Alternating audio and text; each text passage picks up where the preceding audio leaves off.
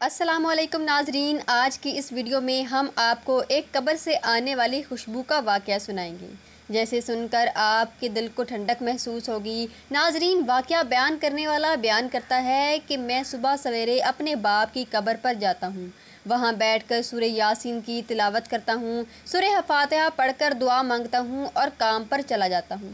اسی طرح ایک دن صبح سویرے میں قبرستان آیا، اپنے مرحوم باپ کی قبر پر کھڑے ہو کر فاتحہ پڑھی، دعا مانگی۔ جب میں دعا مانگ کر فارغ ہوا جانے لگا، میں نے قبرستان میں ایک بہت ہی پیاری خوشبو محسوس کی، ایسی خوشبو جو آج سے پہلے میں نے کبھی بھی نہیں سونگھی تھی۔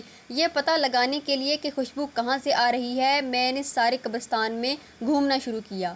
میں نے سارے قبرستان میں چکر لگا کر دیکھا، ہر قبر کو دیکھا، کسی قبر پر تازہ پھول نہیں پڑے ہوئے، ایک دو جگہ پر ہنسی پھولوں کے ہار پڑے ہوئے ہیں۔ میں نے ان کو سونگھنا، لیکن میں کسی قسم کی خوشبو نہیں آ رہی تھی۔ میں بے چین تھا کہ اتنی پیاری خوشبو آخر کہاں سے آ رہی ہے۔ میں چلتے چلتے قبرستان میں ایک ایسی جگہ پہنچا جہاں پر 3-4 قبریں بنی ہوئی تھیں، وہاں سے اور زیادہ خوشبو آ رہی تھی۔ مجھے یقین ہو گیا کہ یقیناً ان قبروں میں سے کسی قبر میں سے خوشبو آ رہی ہے۔ میں نے ایک قبر کو سونگھا، اس میں سے بھی خوشبو محسوس نہ ہوئی۔ پھر دوسری قبر کو جھک کر سونگھا، اس سے بھی خوشبو محسوس نہ ہوئی۔ پھر جب میں تیسری قبر کے قریب گیا اور جھک کر اس کو سونگھنا تو اس مٹی سے خوشبو آ رہی تھی۔ مجھے یقین نہ ہوا کہ قبر کی مٹی سے خوشبو آ رہی ہے۔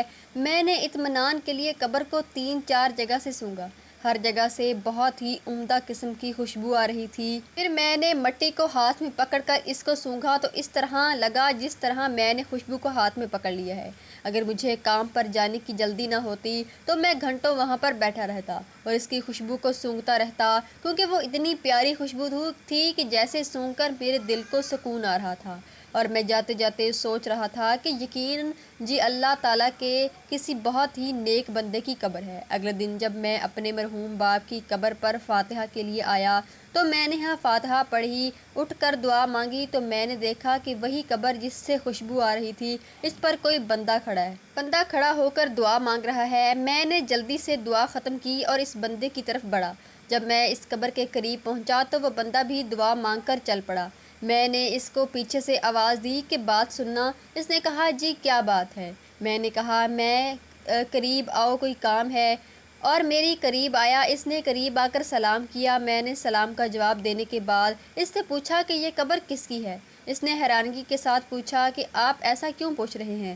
تو میں نے کل والی ساری بات اس کو بتا دی کہ میں اس طرح کل قبرستان میں آیا تھا تو قبر کی مٹی سونگھا تو قبر میں بہت ہی عمدہ قسم کی خوشبو آ رہی تھی۔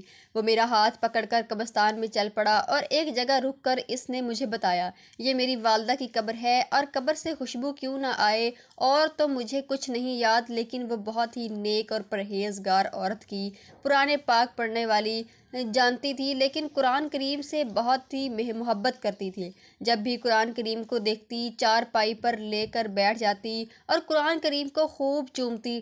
پڑھنا تو نہیں آتا تھا، لیکن قرآن کریم کی لائنوں پر اپنی انگلی پھیرتی رہتی۔ شاید یہ قرآن کریم سے محبت ہی ہے جس کی وجہ سے اب ان کی قبر سے خوشبو آیا کرتی ہے۔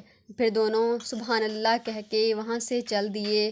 ناظرین، قرآن کریم سے محبت کرنے کا یہ اجر ہے۔ اگر صبح شام قرآن پاک کو پڑھا جائے، اس کو حفظ کیا جائے، قرآن پاک کو پڑھ کر اس پر عمل کیا جائے تو اس کی قبر میں کتنی ٹھنڈک ہوگی، اس کو اللہ تعالیٰ کتنا زیادہ اجر دے گا۔